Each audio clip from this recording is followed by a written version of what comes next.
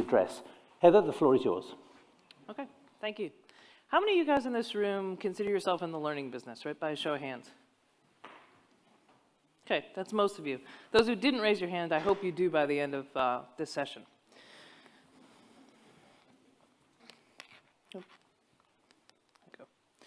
So I look at the world this way. I consider this the old economy. You were educated in one band, you had a career that was another band, you had a retirement that was another band.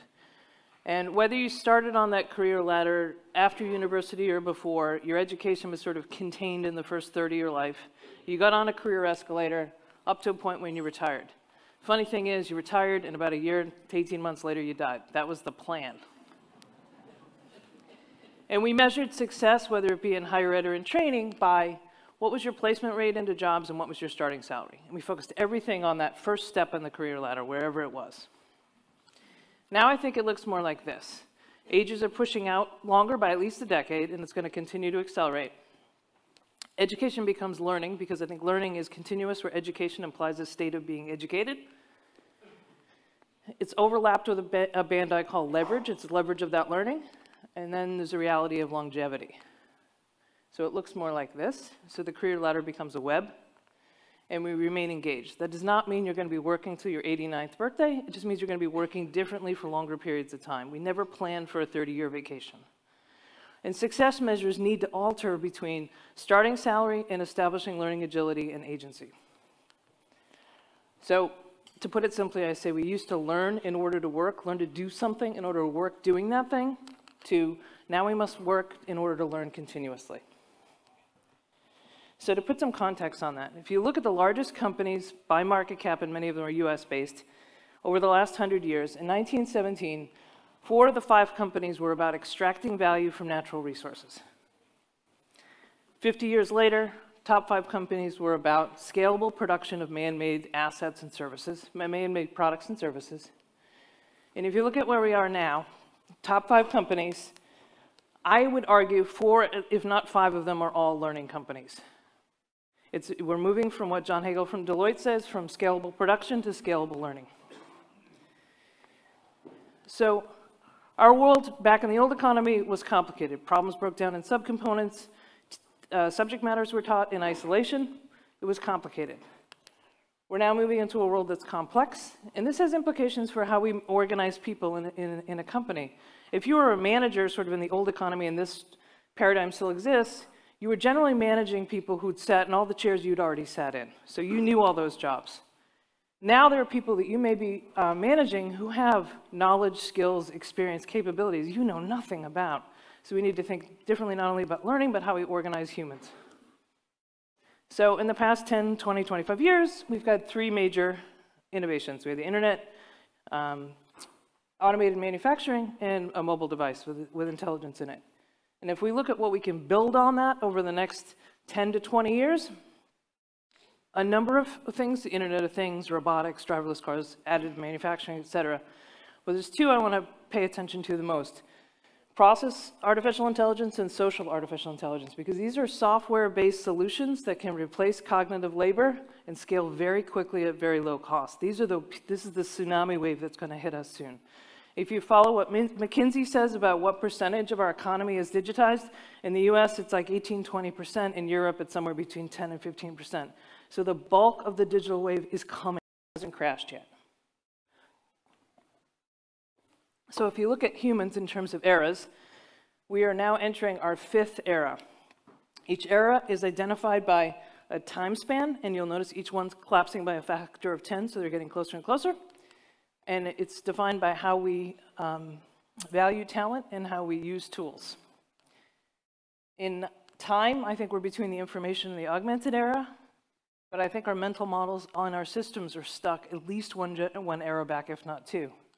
So if we zero in on that, we are coming out of an era that was focused on acquired skill and expertise. Get a good major, get a good job, find the right skill.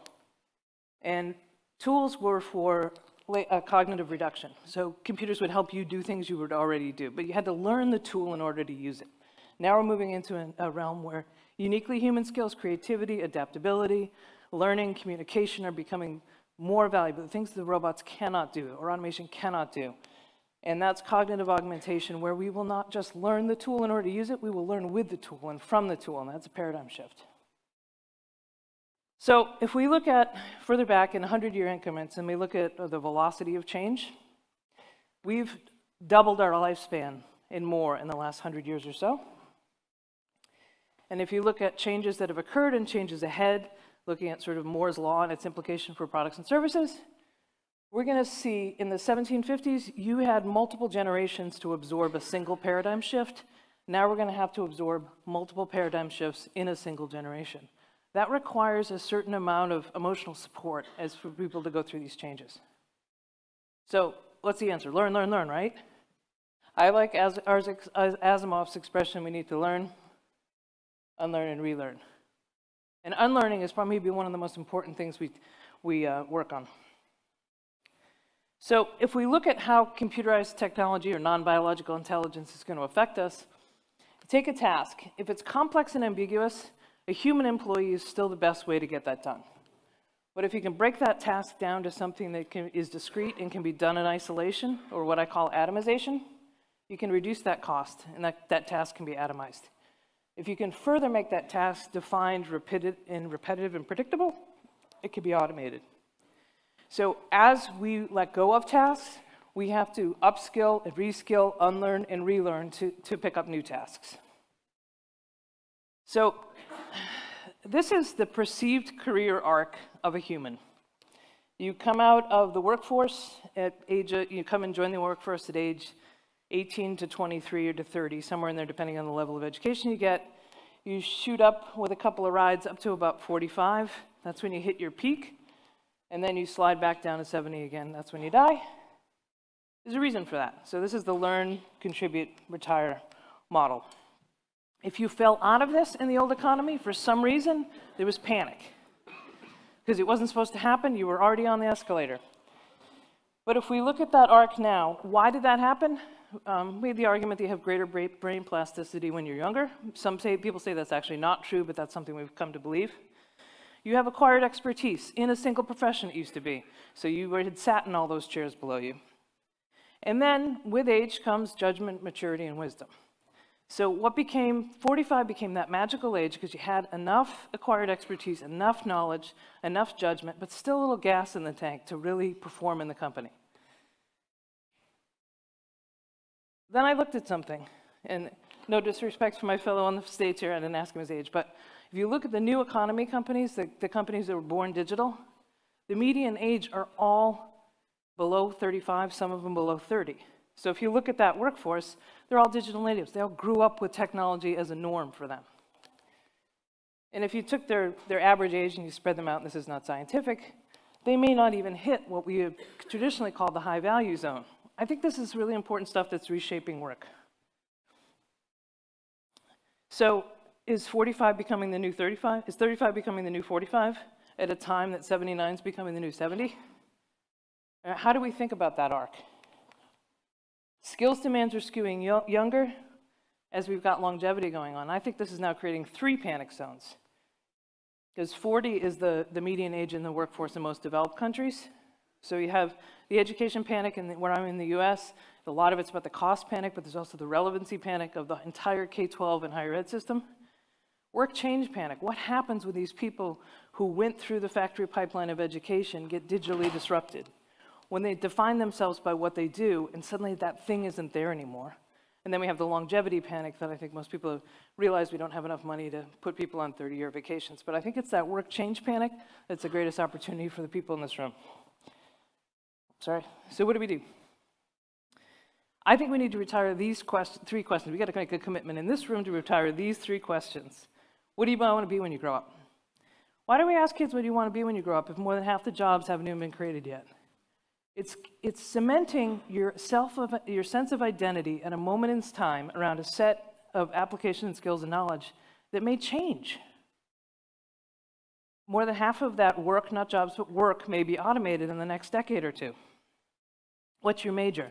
This number's from the US. I don't know if it's the same in the UK, but less than 1/3 of people ever work in the field of their undergraduate major. But once you get in your major, that's all you can focus on. Can't take anything outside that. And then what do? This is from the Great research report from the Foundation for Young Australians. They believe that students coming out today will have 17 jobs across 5 different industries. If the higher ed system is focused on getting you your first job, that may last 18 months. In the US, that debt's going to last 20 years. So we used to educate people in single silos, disciplinary. I call this the I. And then it became the moment, like, we need T-shaped thinkers. We need people who have a depth of expertise, but they can work across domains. And this, now I think we need to move towards transdisciplinarity, where we work at the X, the intersection of disciplines, but also the intersection of biological and non-biological intelligence. And what John Hagel from Deloitte says is this is the movement from working with stocks of stored knowledge, being educated, to working in streams of knowledge and having learning agility and agency. So to put it simply, I say in the old economy, we learned in order to do something to produce a unit of value.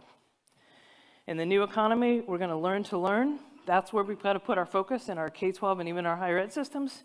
And learning and work is going to be an iterative act we do throughout our career. Learning is part of work. It's not a separate thing. The unit of value becomes a byproduct, and our goal and focus becomes increasing capability. If you go back to those 5 companies that are now the biggest companies in the world, they're all learning companies. They all win by learning faster, scalable learning. So how do we help people through these changes? This is a satire, I'm not even sure I'm saying it right, but it's a model for change that was developed by a family therapist in the US that some business person got a hand on, and everybody's using it in change management. They say that this is the process you go through when there's a major change. So you have your status quo, you have a catalytic event, something changes, you lose your job changes, you have some sort of loss in your life, you go through a period of chaos, and then you come to integration and a new status quo. I think this is the movement we'll have to go through to help people shift from one identity to other, from one role to another, from one type of expression of your knowledge to another. So the life blocks used to look like this: educate, work, retire, and we move through them pretty smoothly. Now I think they shift on their side, and it becomes engage, learn, and recondition. The lifespan is longer, and we move continuously in and out of them because learning is now part of work. So to summarize, future work, I think, is learning. The life blocks shift, and we need to rethink our systems of work and learning. We need to think about new definitions of self around purpose as opposed to practice, as opposed to how we apply our skills. And we need to figure out how to add social and emotional support for people going through these changes. The whole idea that we can take someone who was just shut out from a company, rendered irrelevant, and just give them new skills is missing the fact that they just lost a whole sense of self, their entire identity. And I think we have a lot of work to do in that area. So that's it.